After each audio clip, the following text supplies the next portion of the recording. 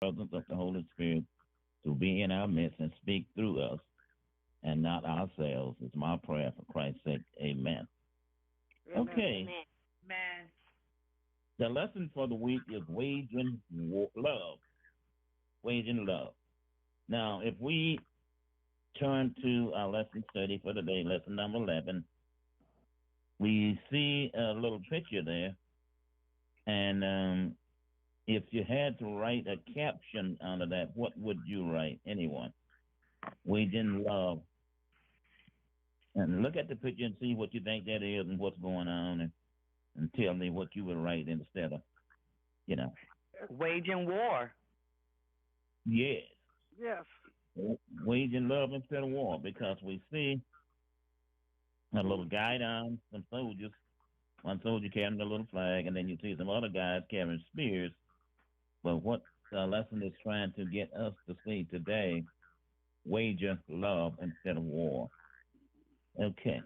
And we are talking today mostly about a fast and loosen the bonds of the oppression.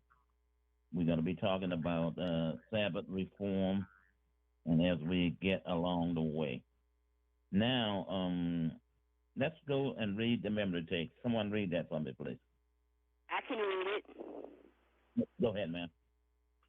If you extend your soul to the hungry and satisfy the afflicted soul, then your light shall dawn in the darkness, and your darkness shall be as the noonday.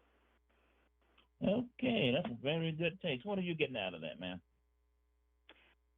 I'm getting out of it that if you extend yourself, I for some reason it comes to my mind that my daughter was telling us that she goes to feed the hungry, and she goes to each maybe twice a week. She go down and she gives them a little money, and she brightens up their day. They expect her to come, and it's love. You share love instead of war. You see goodness instead of darkness. That's what I get from it.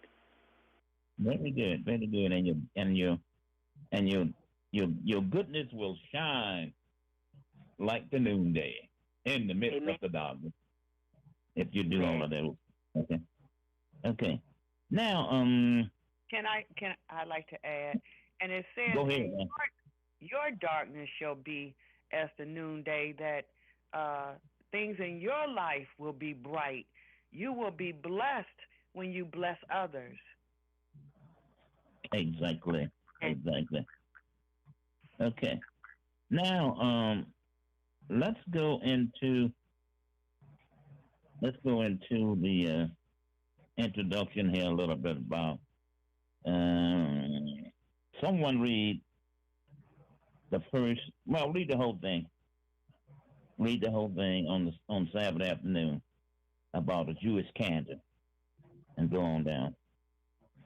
A Jewish cantor and his wife, who lived in Lincoln, Nebraska, began receiving threatening and obscene phone calls. They discovered the calls came from a leader of an American hate group, the Ku Klux Klan.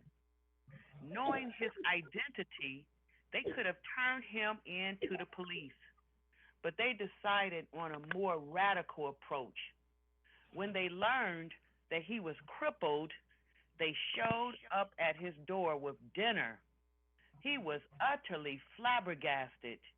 His hatred melted before their love. The couple kept visiting him, and the friendship grew. He even thought of becoming Jewish. Is not this the fast that I choose, to loose the bonds of injustice, to undo the thongs of the yoke, to let the oppressed go free, and to break every yoke? Is it not to share your bread with the hungry? Ironically, the couple in Lincoln kept such a fast by sharing their feast with a hungry oppressor, thereby setting him free from his own bonds of unjust prejudice. Let's learn more about this principle. Very good, very good, very good. Anybody ever seen the Ku Klux Klan? I'm going to speak on that. Yes, I Go ahead, did. man.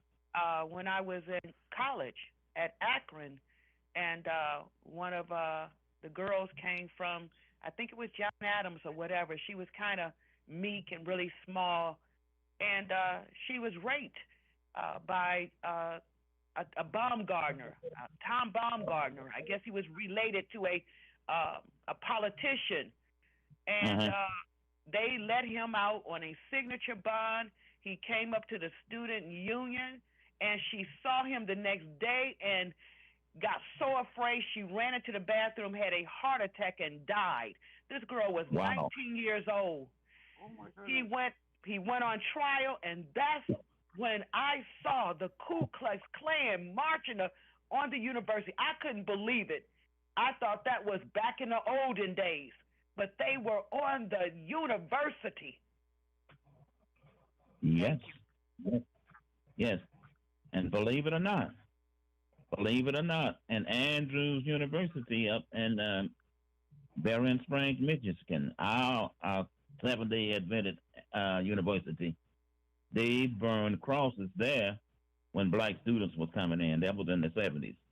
So, and the only thing about that is you don't know who they are. They could be your next door neighbor. They could be your co-worker, anybody dressed in disguise. And they are a terrorist group. They've been a terrorist group all of this time, and while I guess they probably is not as prevalent as they used to be, but there still might be some around. Now, let someone read the text for me again, please. If you Let's read, soul, ma'am. if you extend your soul to the hungry and satisfy the afflicted soul, then your light shall dawn in the darkness, and your darkness shall be as the noonday. Okay, and then keep on reading Isaiah 58, 6 and 7, please. Go back and read 6 and 7 for me. Okay. I Seek I ye think the you Lord. read it. Wait a minute, I got Go to ahead. go. Okay. Isaac, you said 6 and 7? 58. Okay. Is not this the fast that I have chosen, to loose the bands of wickedness, to undo the heavy burdens, and to let the oppressed go free, that ye break every yoke? It is not to deal thy bread to the hungry, that thou bring the poor that are cast out to thy house. When thou seest the naked, that thou cover him, and that hide not thyself from thine own flesh. Okay, that's good. Now, me, I'm just using myself as an example. It says here to bring to your house the poor and cast out. But I would tend to bring someone to my house that would be able to return the favor and invite me to their house the next time. What do you think about that? I agree. I totally agree. As a matter of fact, when you have people over your house and they come hungry, you looking at how much they eating, and wow, guess Yeah, what? They didn't even bring nothing. You don't even yeah, know what's going on. exactly. Can you This repeat is your question again? okay. I said my question was, I said that I would tend to bring someone to my house that can return the favor and invite me back the next time. But the lesson is telling us it shouldn't be that way. Now, go ahead and Amen. comment on that if you want to, man. Um, we shouldn't. I mean, we're supposed to reach out and not expecting nothing in return from that person. We don't. I mean, we invite people to our house, but we invite them to share time with us and stuff. And I know me. I invite people to stay at my house and this and that and whatever, but I'm not expecting nothing in return. The Lord said, "Do unto others as He had done unto us," and we keep our eyes on Him and focus on Him and don't worry about. God will bless us as we do as He tells us to do, but we shouldn't invite people expecting stuff in return. That's a good I point, man. agree. The Bible said that blessed is those who give and not want to receive anything. Give from your heart. And when you give from your heart, I mean, you're not expecting something because you know that deep down inside you know that God always takes care of his own. And whatever you give, it shall return to you. That's not why you give, but that's what the Lord said. Good point. Good point. I Good have a point. question. I have a question. Yeah. Brother Wood, to you. Yeah. All right. You got a home. You invite. The conference is now in presentation mode. Okay, now, Brother Woods, I just wanted to say you should never invite someone to your house and then see how much they eat. When you bring people to your home, they can welcome themselves. They should feel like they're at home. And if you ask them to buy something for free, no matter what we need, God will always supply our needs. Very good. Now, something just happened. Can you hear me? The volume went down again. Would it be Floyd?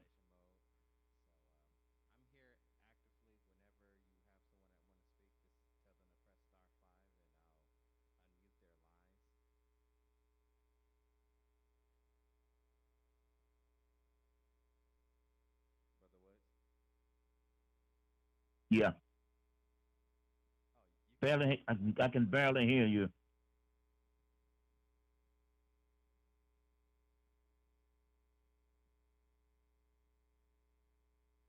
I can't hear anything now. I'm telling you, you may continue. I'm sorry? You may continue. I just wanted to let you know that the mode is currently presentation mode. And whenever you ask someone to speak, I'll unmute their line. Okay.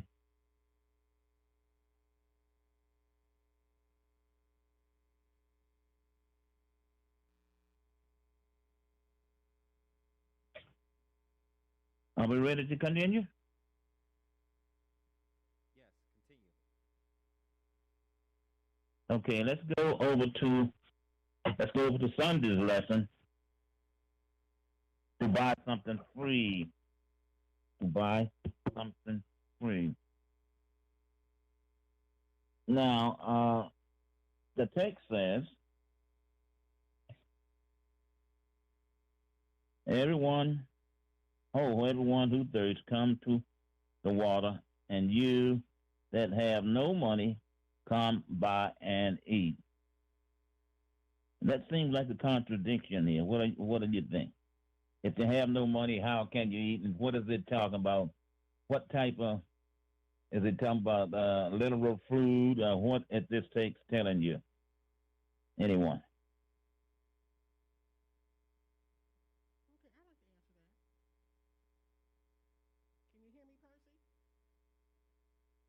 Lightly, go ahead. I'd like to answer that. I think that the text is Yeah, go ahead. about what God has provided. He has freely given to everyone.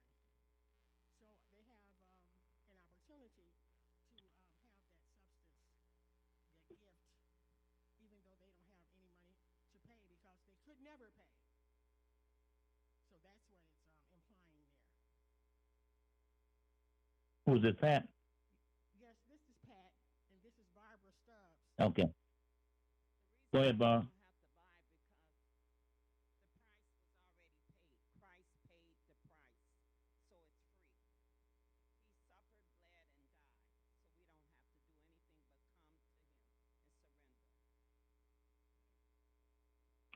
So, in other words, what this is telling me then, if I'm listening to you and Pat correctly, that it's not talking about physical food. This is talking about salvation. Is that correct?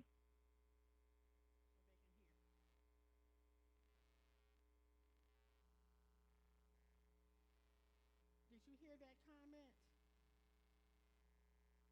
No, I didn't. I can't. It's something wrong. Okay, here it is again. This is Sister Stubbs.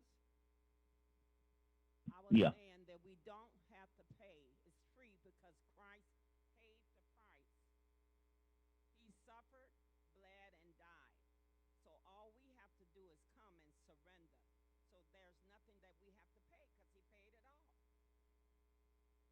Okay, I hear that. That's much better. Okay. And is Pat still there? Come, repeat yours again, Pat, please.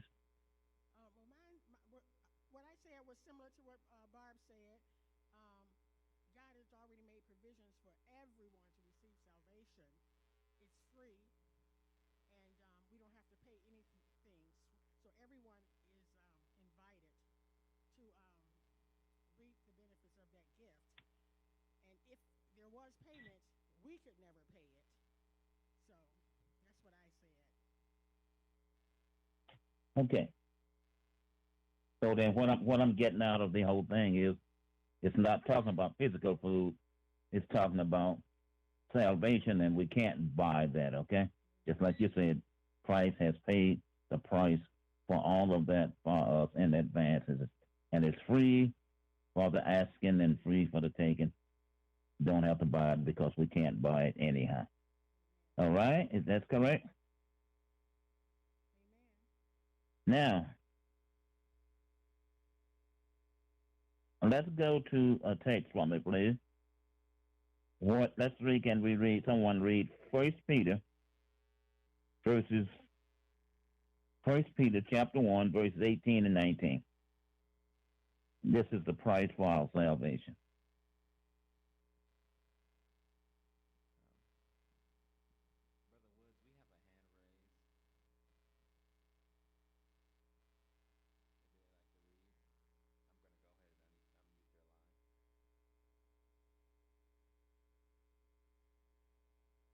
in 2664. Your line. Thank you. So I guess we're on presentation mode, and hopefully that'll work a little bit smoother. All right, so that's much better. Yeah. For as much as ye know that ye were not redeemed with corruptible things, as silver and gold, from your vain conversation received by tradition from your fathers, but with the precious blood of Christ, as of the Lamb, without blemish and without spot. And I just wanted to comment that about the buy and no money. It said yet the word buy emphasizes that what God offers people to meet their needs and desires is valuable. So receiving it requires a transaction, a transfer of something of worth. Thank you. Okay. All righty. Okay. Okay, let's read one more text. We're talking about the comparison of buying something without money. Let's read what Paul has to say about it in Ephesians chapter 2, verses 8 and 9. I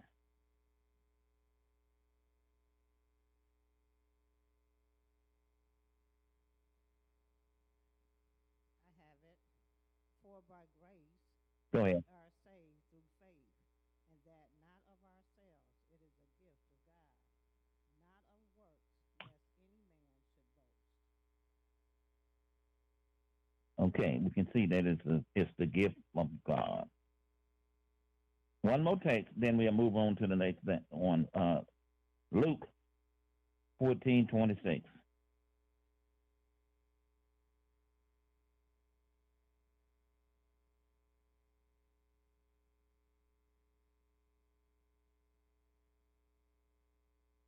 Valerie, your line is unmuted. If any man come to me and hate not his father and mother and wife and children and brethren and sisters, yes, and his own life also, he cannot be my disciple. Luke 14:26. Who is Sister Battle? Yes. Okay, Mona, what is that telling you? Is that really It's telling telling me that if anyone comes to God through Jesus and hate not his family or his sisters or his church brothers and sisters or anyone, then and well, it's really misunderstanding to me, because it says, if any man come to me and hate not his brother, then he cannot be my disciple. I really don't understand that. I like to hear one's explanation. Anybody else have any comments on that? And then I'll try to give you mine. Everything else go and make Christ or God first in our lives. It doesn't mean hate in the sense that we think, because as Christians, we really cannot hate anyone. The Lord wants us to love everyone, but we have to be willing to let everything go and make God first in our lives. Because if we think about it, man changes. He'll change on you in a minute, but God is the same yesterday, today, and forever. And Christ never changes too. And that's why he requests that we make that decision.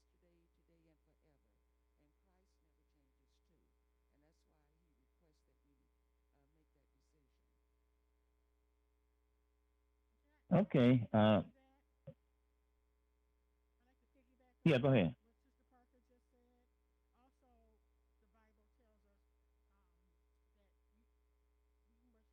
Also, the Bible tells us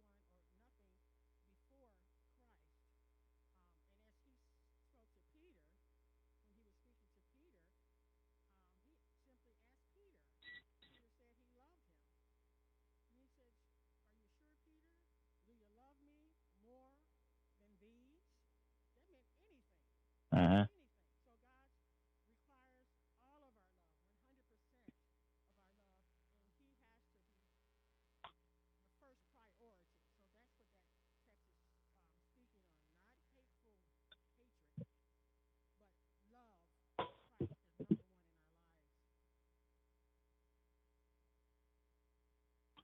Okay, we're going in and out. Can you hear me? Yes, I can hear you, Percy. Yeah. Okay. Very good. What you all said was very good. It's not really saying that you should hate your father or your mother or your parents or your relatives, sisters and brothers, siblings. What that is saying, you should love Christ more than you love them. I think someone said you have to put Christ first in all things. And that's what the text is telling us. Can we agree on that? Yeah. Yeah, that sounds real good. All right. Put Christ first. Don't hate you. Don't hate first. Okay. Now, Monday, his thoughts and ways. Okay, the question was asked, why does God say his thoughts and his ways are higher than ours? As the heavens are higher than the earth. What do you think that means?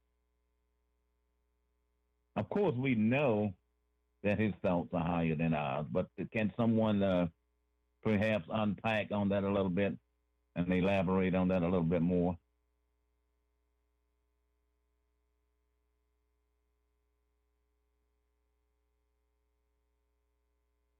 Percy, can you repeat that again? Why do you think God said that his thoughts are higher than ours? First of all, our thoughts can never be as God's thoughts, because God was from the beginning. And so he knows all and everything. And so sometimes we'll try to put ourselves in the place of God.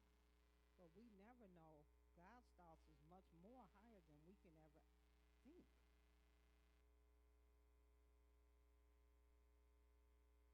Okay. There is a text said, there's a way that seemeth right unto a man, but the end thereof are the ways of death. So a lot of times our thought leads to death, whereas God's thoughts are higher than ours. His ways are higher than ours. And he is the creator of the universe. And as a result, his thoughts are very, very much higher than ours. And we can just look out, we see planet Earth, but there are millions of galaxies out there that God had created, and he spoke them in existence. And another thing, look at it this way. If God would just stop thinking about us just for a moment, we would no longer exist, because he is who he is. And let's read this right here. Someone read Isaiah 55. Somebody got a question? Good evening. Sabbath School. Yes. Good morning. I want to comment on that first. Yeah, go ahead. You know, Job had to be quiet in Job chapter 41 and 39. Why? Because God Yeah. was speaking. He continued to come at Job. Can't thou draw out the leviathan with a hook, or his tongue with a cord which thou lettest down? Can thou put a hook in his nose and bear his jaw through with a thorn? And God continued on. And like Job, we have to be quiet because we know nothing. God is from the beginning. There is no beginning with God. He's always existed. And so let us humble ourselves before the mighty hand of God. Thank you. Okay, who was this speaking, please? Elder Macklin, my friend. Oh, I thought that's who that was. You're absolutely right. Job, just like you say, Job, I think that starts around about the 38th or 37th chapter of Job. And God decided, just like you say, to answer back to Job. And he put some questions before him, got to the point where God asked him, where were you when I did all of this? When I created all of this? I laid the foundation of the earth. And I laid, it seems like it's just hanging out into space. It's not fastened onto anything. Where were you when I did this? So finally, Job couldn't say anything. He had to just, say, I'm speechless. I can't say anything because you are who you are. And you created all of these things. And you are the God of all gods. And just like Elder Michael said, there was never a time when he wasn't who he was and who he is. And so that's enough right there to make your head hurt. You just wonder about those things and just leave it alone, because if you linger too long on it, it might drive you crazy. Just take it by faith that he is who he said he is, and his thoughts are much greater than ours, and his ways are much higher than ours. Okay. I need a text. I need someone to read text for me, please. Isaiah 55. Verses 6 through 9. Isaiah 55, verse 6 through 9.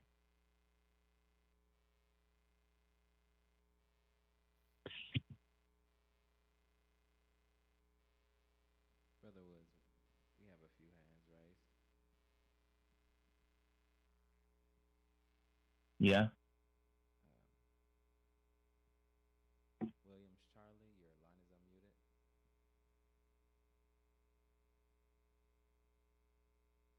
Line ending in 9180, your line is unmuted. Okay, I'll read that for you. Go ahead, ma'am. Seek ye the Lord while he may be found. Call ye upon him while he is near. Let the wicked forsake his way, and the unrighteous man his thoughts. And let him return unto the Lord, and he will have mercy upon him, and to our God, for he will abundantly pardon. For my thoughts are not your thoughts, neither are your ways my ways, says the Lord. For as the heavens are higher than the earth, so are my ways higher than your ways, and my thoughts than your thoughts. For as the rain cometh down, and the snow from heaven, and returneth not thither, but where the earth, and maketh it bring forth and bud, that it may give seed to the sower and bread to the eater. So shall my words be that goeth forth out of my mouth. It shall not return unto me. Voice. Okay. Mm-hmm. Keep going. Okay. That's enough. That's enough. We can see that who God is. His ways are higher than ours. His thoughts are higher than ours.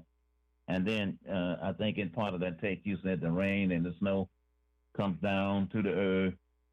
All the time rain and snow come down to the earth, but it doesn't return by.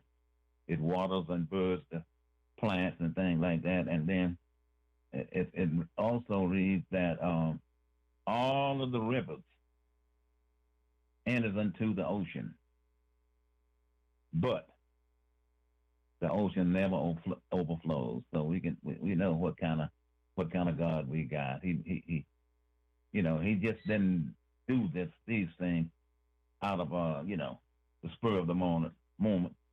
He is who he is, and he is who he said he is. Made all of these things, whereas all of the rain and all of the water and all of the water from the oceans, the rivers and the things, empties into the oceans, but they never overflow. He's the God of all gods. Okay. All right, let's go over to Tuesday and talk about the fast. Fast friends. Tuesday and talk about fast friends. Are we there?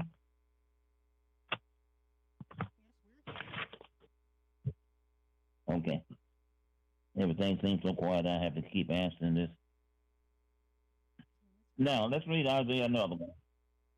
Isaiah 58:3. He's talking about a fast. Let's see which kind of fast he's talking about here. Isaiah 58, verse 3.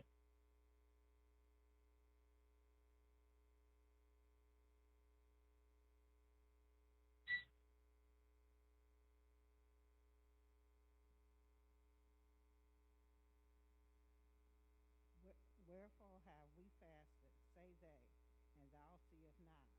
Wherefore have we afflicted our souls, and thou takest no knowledge? Behold, in the day of your fast ye shall find pleasure, and exact all your labors.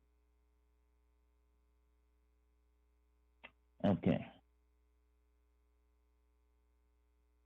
Let's read another text, Matthew chapter 6, verses 16 through 18. And then Daniel chapter 10, verse 2 and 3. These are two or three instances whereas individuals fasted, okay, and see what took place after that.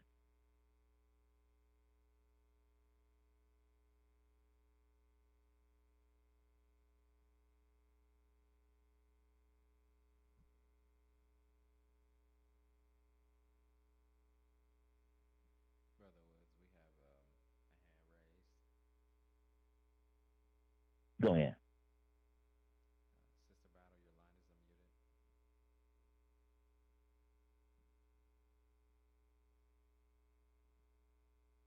Sister Battle, your line is unmuted. Oh, okay.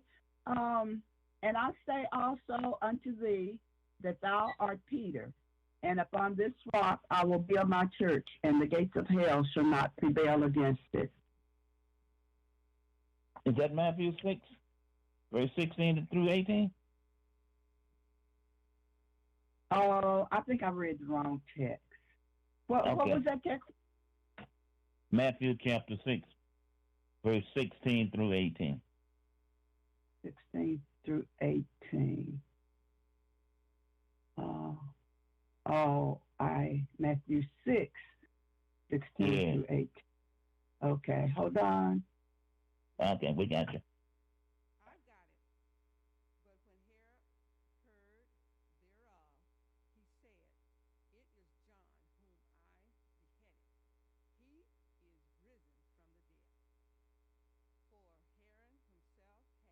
the dead.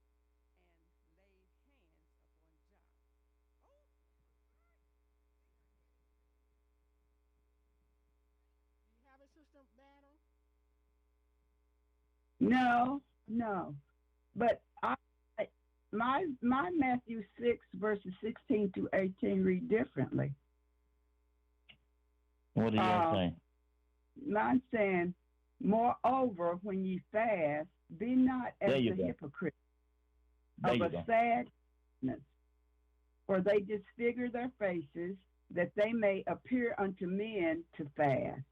Verily I say unto you, they have their reward. But thou, when thou fast, anoint thy head and wash thy face, that thou appear not unto men to fast, but unto thy Father which is in secret, and thy Father which sees in secret shall reward thee openly. That's it, Sister Battle, because what is it saying? Some people fast just to put on a show. But have we ever? Let me ask this question. It just came to me.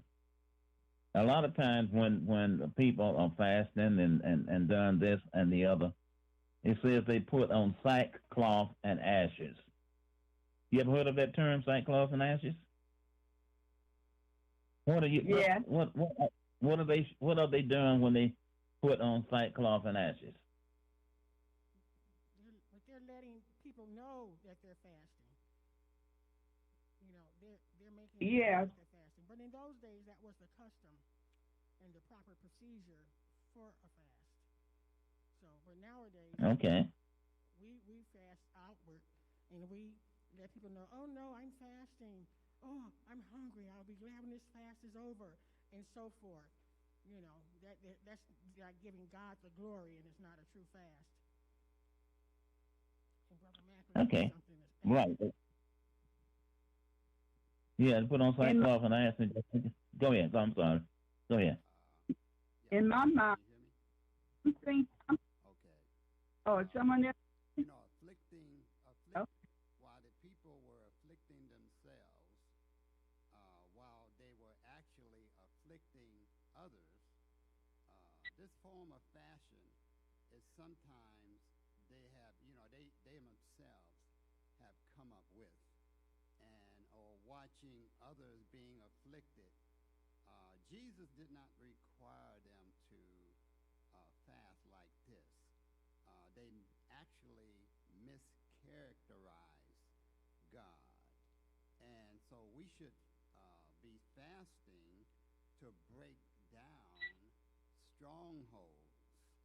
And some things come out only by prayer and fasting, according to Matthew 17:21. And seeing sometimes, so it is for the purpose of casting down strongholds, those things that are very hard to get out, except with the permission of Jesus. Thank you. Good, Brother Michael. Very good. Very good. Very good. One more fast, and then we'll move on. Okay. Found in Daniel chapter 10, verse 2 and 3. Daniel chapter 10, verse 2 and 3. Someone read that for me? I'll read it, Brother Percy. I'll read Daniel 10, Go ahead. verses 2 to 3. No, chapter chapter 10. The full weeks I ate no pleasant bread, nor come flesh nor wine in my mouth. Neither did I anoint myself at all till 3 whole weeks were filled.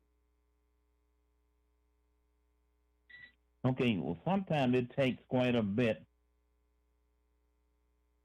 of fasting to get the Lord to do for us what we wanted to do. You remember when Christ and the Peter, James, and John went up on the mountain of transfiguration, and there was a man that came with their son that had a problem, and the disciples that remained tried to help them, but when they couldn't do so. And when Christ and Peter, James, and John came down, and Christ asked what was the problem, then the man related to them what the problem was. Then Christ told them, he kind of rebuked those disciples that were there, but he said, only some things come through by fasting and prayer. So we can see that Daniel fasted for a long time, and Christ gave an example of fasting in Matthew. And Daniel fasted for, I think the brother said, for a whole month or something like that before the answer came to him. He put away certain things. He ate no pleasant food, drank no wine, no flesh meat, whatever, until that time was over. And then once it was over, he went back to his regular routine. But other than that, we have to fast and pray and to do what the Lord has told us to do. Now, Wednesday, if there's anything else we need to talk about on Tuesday. Okay, I guess we might have covered that pretty good. Let's go. Brother Michael, are you there? Yes, we're here. Okay, Brother Michael, you sound like a guy that could bring this out for me. Kind of put a little light on the Day of Atonement for us, please.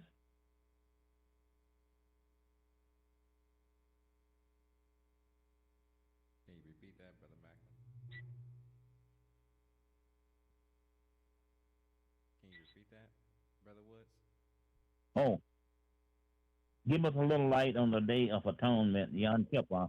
What took place at that particular time that that holiday that the Jews have gone through? And I'm pretty sure they still do it. Could you say that more clearly, Percy? The Day of Atonement, tell us a bit about the Day of Atonement as far as what rituals the Jewish people went through during that particular time. And perhaps they're still going through it at this particular time as well. Okay, that was an important day.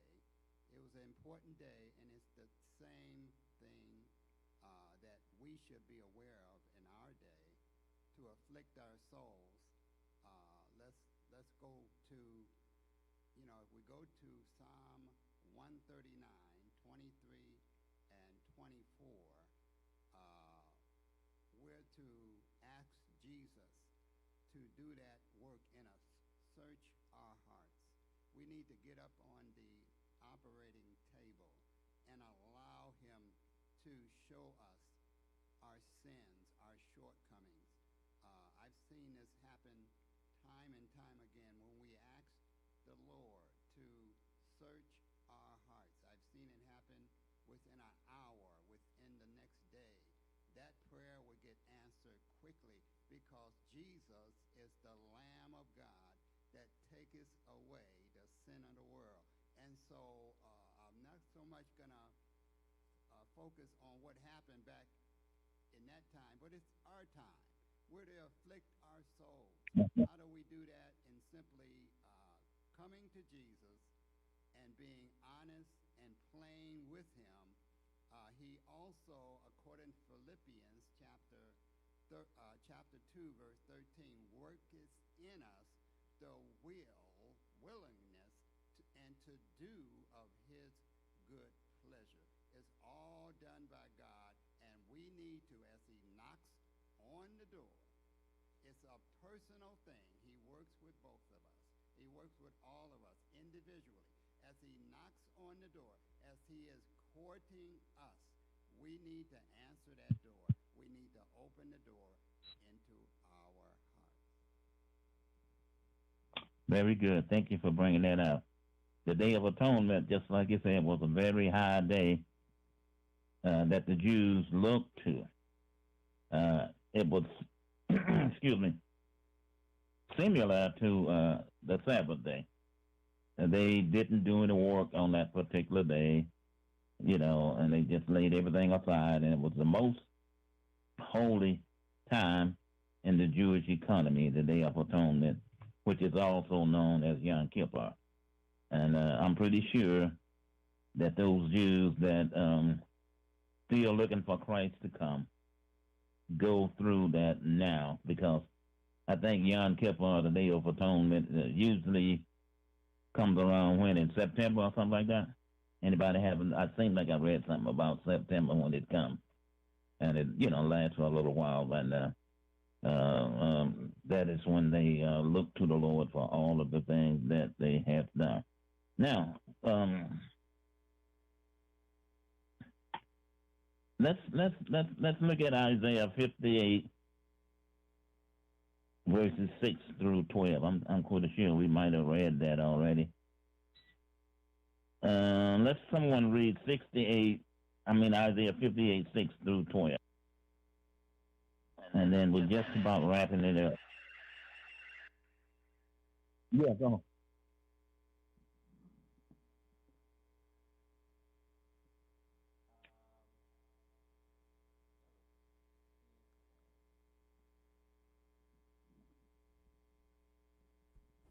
Brother Woods, we have a few more hands raised. Okay. Your line is unmuted. Okay, go ahead. You said Isaiah 58, 6 through 12? Yes, Sister Stewart. Okay. Is not this the fast that I have chosen, to loose the bands of wickedness, to undo the heavy burdens, and to let the oppressed go free, and that ye break every yoke? Is it not to deal thy bread to the hungry? You hear all of that? And that thou bring the poor that are cast out to thy house, when thou seest the naked, that thou cover him, and that thou hide not thyself from thine own flesh? Then shall thy light break forth as the morning, and thine health shall spring forth speedily, and thy righteousness shall go before thee. The glory of the Lord shall be thy reward. And then shalt thou call, and the Lord shall answer.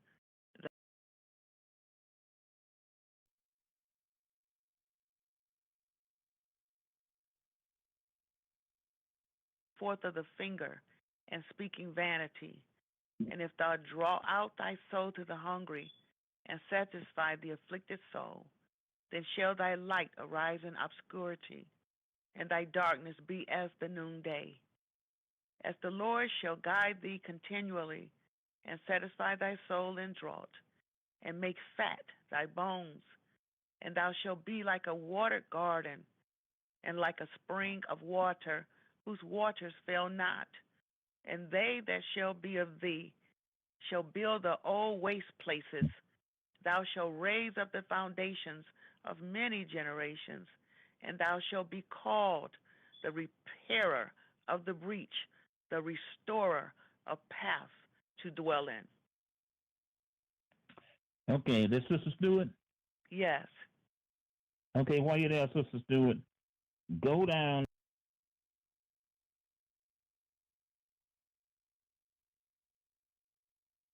Welcome to the Glenville PresentTruth Seventh-day Adventist Church Conference Line. The conference is in presentation mode. There are 25 parties in the conference. This call is being recorded. You are a host. But what will better attract people to the truth as it is in Jesus? Strict adherence to dietary laws or a willingness to help the hungry? Strict rest on the Sabbath or a willingness to spend your own time and energy helping those who are in need? Very good. Now, this is kind of, what is best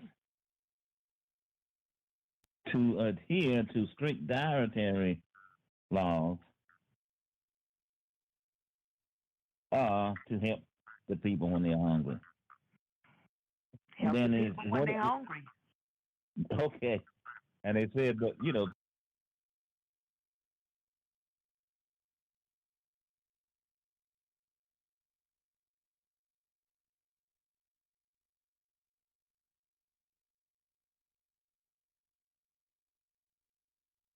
Welcome to the Glenville PresentTruth Seventh-day Adventist Church conference line. The conference is in presentation mode. There are 23 parties in the conference.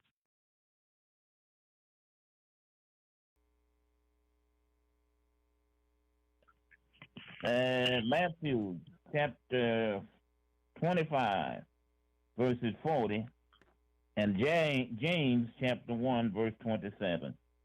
What do these texts tell us?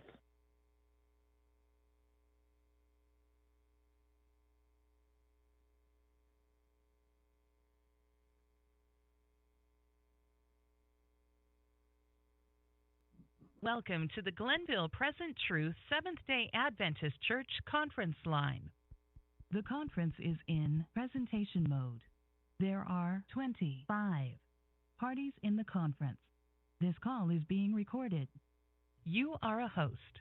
Whatever you did for one of the least of these brothers and sisters of mine, you did for me.